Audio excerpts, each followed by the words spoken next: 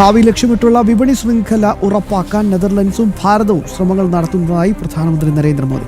മഹാമാരി, യുദ്ധം, ഊർജ്ജക്ഷാമം തുടങ്ങിയ നിരവധി പ്രശ്നങ്ങൾ ലോകം നേരിടുകയാണ്.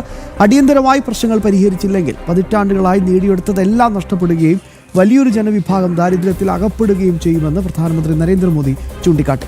ആംസ്റ്റർഡാമിൽ ഇന്ത്യൻ സമൂഹത്തെ അഭിസംബോധന ചെയ്യുകയായിരുന്നു അദ്ദേഹം. पहले कोरोना आया, फिर युद्ध होने शुरू हो गए और अब आज की एनर्जी क्राइसिस है.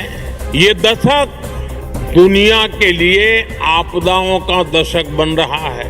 हम सभी देख रहे हैं, अगर ये स्थितियां तेजी से नहीं बदली गई तो बीते अनेक दशकों की उपलब्धियों पर पानी फिर जाएगा. दुनिया की बहुत बड़ी आबादी फिर से गरीबी के दलदल में चली जाएगी.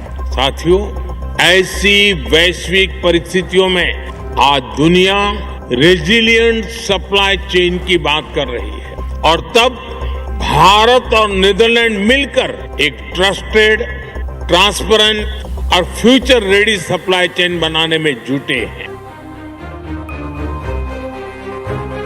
കൂടുതൽ വിവരങ്ങളും വിശദാംശങ്ങളും നൽകാനായി ന്യൂസ് ഡെസ്കിൽ നിന്ന് ഐസൻ ജോസ് ചേരുകയാണ്. ഐസൻ, പശ്ചിമേഷ്യ ഭീതി ഇനിയും ഒഴിഞ്ഞിട്ടില്ല. അതുണ്ടാക്കിയ വലിയ വലിയ പ്രത്യാഘാതങ്ങളുണ്ട്. പക്ഷേ അതൊക്കെ ഫലപ്രദമായി നമ്മൾ കൃത്യമായി തന്നെ അതൊക്കെ കൈകാര്യം ചെയ്തുകൊണ്ടിരിക്കുകയാണ്. അതൊക്കെ മറികടക്കാനുള്ള ചില സാഹചര്യങ്ങളും ഒരുക്കിക്കൊണ്ടിരിക്കുകയാണ്. ഈ ഒരു സാഹചര്യത്തിൽ പ്രധാനമന്ത്രിയുടെ വാക്കുകൾ എത്രത്തോളം പ്രാധാന്യം അറിയിക്കുന്നു?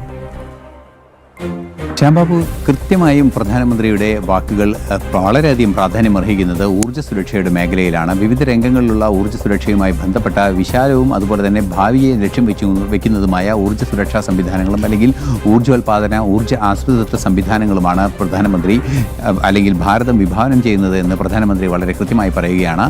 നെതർലൻഡ്സുമായി സഹകരിക്കാൻ അല്ലെങ്കിൽ നെതർലൻഡ്സുമായി ചർച്ചകൾ നടക്കുന്നത് പ്രധാനമായും ഗ്രീൻ എനർജിയിലൂന്നിയാണ്. അതായത് ഹരിത ഇന്ധനത്തിലൂന്നിയ ചില നീക്കങ്ങൾ നടത്തുക എന്നതാണ് പ്രധാനമായും പ്രധാനമന്ത്രി മുന്നോട്ട് വയ്ക്കുന്ന ആശയങ്ങളിൽ ഏറ്റവും പ്രധാനപ്പെട്ട ഘടകം എന്നുള്ളത്. അതുകൊണ്ട് തന്നെ നിലവിലെ സാഹചര്യത്തിൽ നേരത്തെ സൂചിപ്പിച്ചതുപോലെ തന്നെ യുദ്ധവും ഇന്ധനക്ഷാമവും അതുപോലെ തന്നെ യുദ്ധത്തെ തുടർന്നുള്ള ഇന്ധനക്ഷാമവും അതുപോലെ കൊറോണയുടെ വെല്ലുവിളിയും എല്ലാം നേരിട്ടൊരു പതിറ്റാണ്ടിലാണ് നമ്മളിപ്പോൾ കടന്നുപോയത്.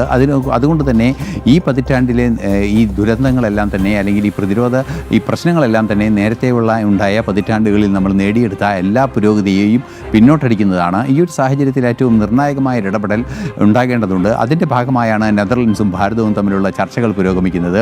ഊർജ്ജരംഗത്തും അതുപോലെ തന്നെ നമുക്കറിയാവുന്നതാണ്, ഒരു യൂറോപ്യൻ യൂണിയൻ രാജ്യം കൂടിയായ നെതർലൻഡ്സുമായുള്ള യൂറോപ്യൻ യൂണിയനുമായുള്ള ചർച്ചകൾ, അതായത് ഫ്രീ ട്രേഡ് എഗ്രിമെൻ്റ് എല്ലാം തന്നെ നിലവിൽ വന്നൊരു സാഹചര്യമുണ്ട്. ഈ ഒരു പശ്ചാത്തലത്തിൽ ക്രിയാത്മകമായ ഇടപെടൽ നടത്തേണ്ടതുണ്ട്. അതിൻ്റെ ഭാഗമായുള്ള നീക്കങ്ങൾ പുരോഗമിക്കുന്നു. അതിനായി ലക്ഷ്യം വെച്ചുകൊണ്ടുള്ള പ്രവർത്തനം നടക്കുന്നു. അതിൻ്റെ ഭാഗമായാണ് നെതർലൻഡ്സിൽ എത്തിയത് എന്ന് കൂടിയാണ് പ്രധാനമന്ത്രി ഇന്ത്യൻ സമൂഹത്തെ അഭിസംബോധന ചെയ്യുന്നതിനിടെ വളരെ കൃത്യമായി പറഞ്ഞത്.